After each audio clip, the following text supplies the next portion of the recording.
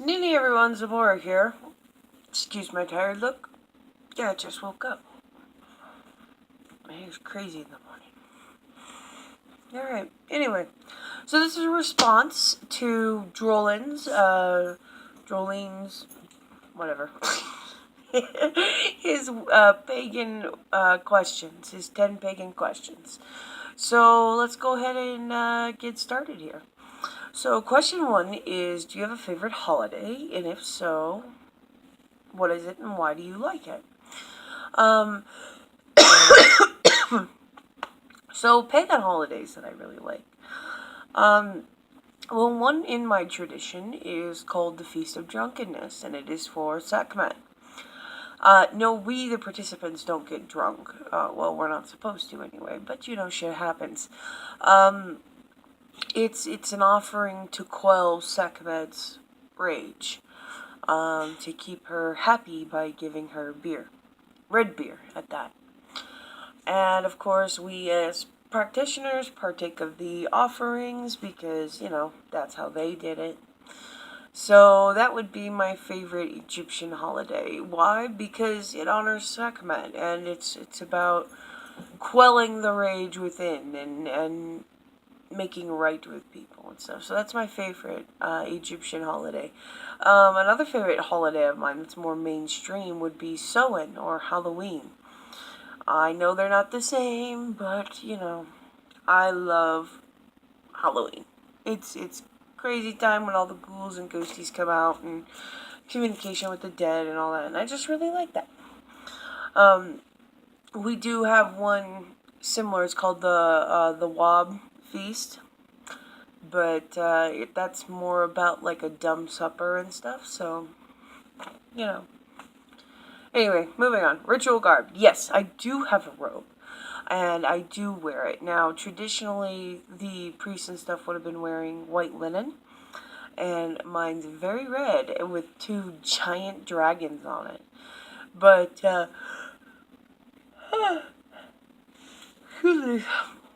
as you guys will hear in my chant, calling on Sekhmet like a boss, one of her names is actually the Master of Dragons. So, hey, I like that. I don't feel so guilty now about having giant serpents and stuff on me. I was just like, oh man, it seems a little disrespectful with, the evil one and all that. But, I don't feel so bad anymore. But my ritual garb is red, satin. So, yeah, that's what I wear. Jewelry. What do you wear, if any, and show? Okay, so I actually don't really wear a lot of jewelry, even like wedding rings and stuff, bracelets, it's non-existent, no necklaces. The only thing that I do wear, jewelry-wise would be like my earrings and stuff. Okay. So I've got opals up here, these 2, and this one down here are opal. And then these 2 here are quartz crystal. And I actually have several different stones that I use as earrings.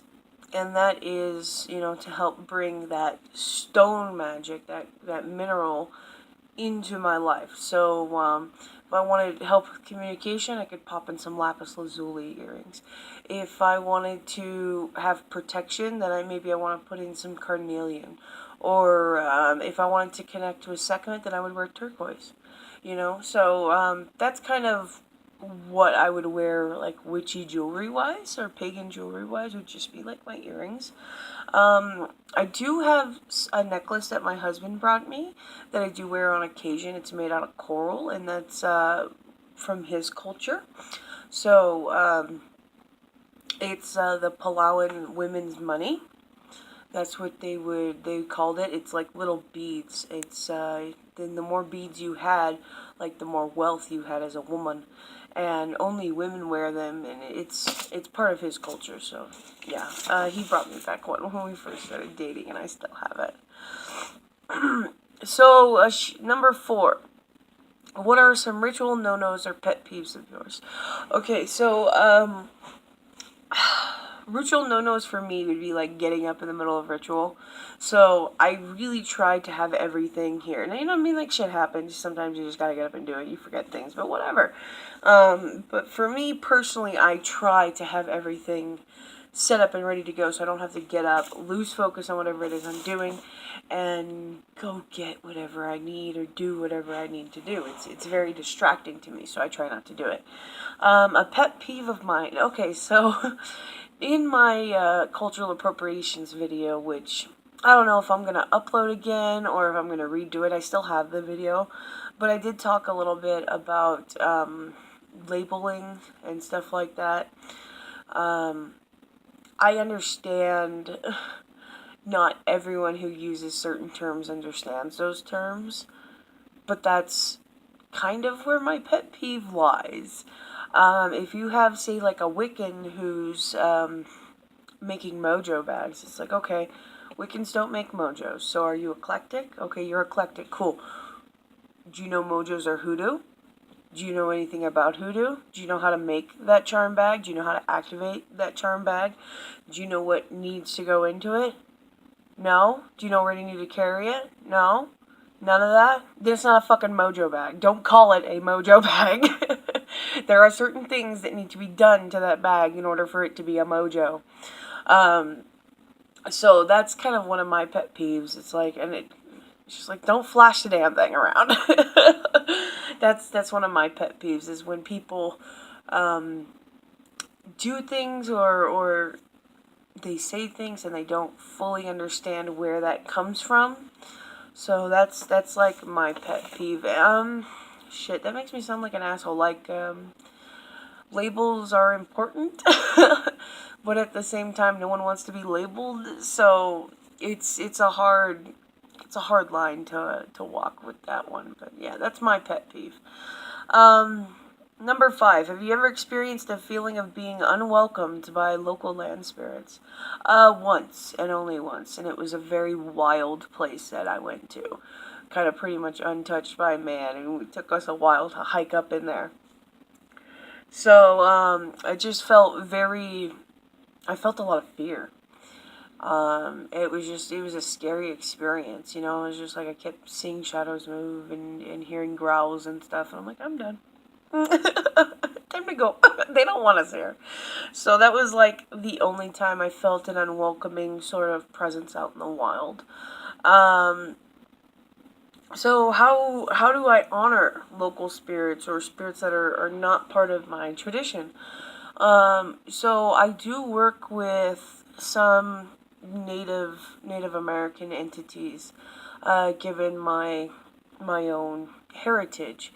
So I did look up quite a few myths of my ancestors, and I have worked with a few of those entities, like coyote and deer and elk and stuff. So how do I work with them? Let's see here. I keep them out of my practice. I really do not approach Sekhmet and coyote in the same breath. It's something that's very separate for me. So the way that I would honor them, God, it's been so long too. What I used to do is I used to just talk to them and leave offerings and stuff outside for them. But you know, like I said, since I've kind of turned towards this path, I've sort of stopped seeking my roots. That was kind of what prompted me to seek out other things, was me leaving and exploring other religions. So yeah, I don't know, I just left them offerings. That's how I honored them, and I remembered them, and I looked into their history, and I talked about it with people. So I don't know, maybe that brings them honor, maybe it doesn't, but that's what I did.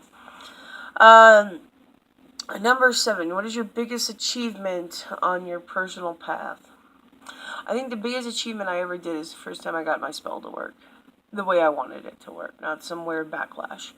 And I was just like, yes, I am a witch, yes.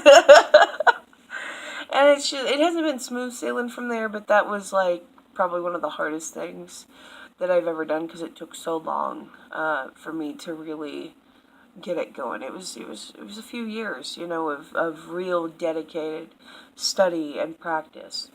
I'd had successful spells before, but like I said, there was always kind of something didn't quite go right in that one.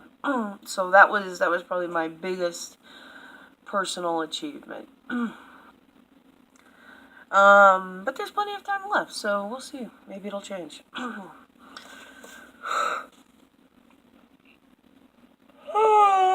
What areas of your path do you need to continue to develop? Studying the hieroglyphs. I don't have an ear for languages. I certainly don't have an eye for dead languages and decoding glyphs and stuff like that. So, fuck you too. Alright. So yeah, this is the book that I have by Bill Manley, Egyptian Hieroglyphs for Complete Beginners.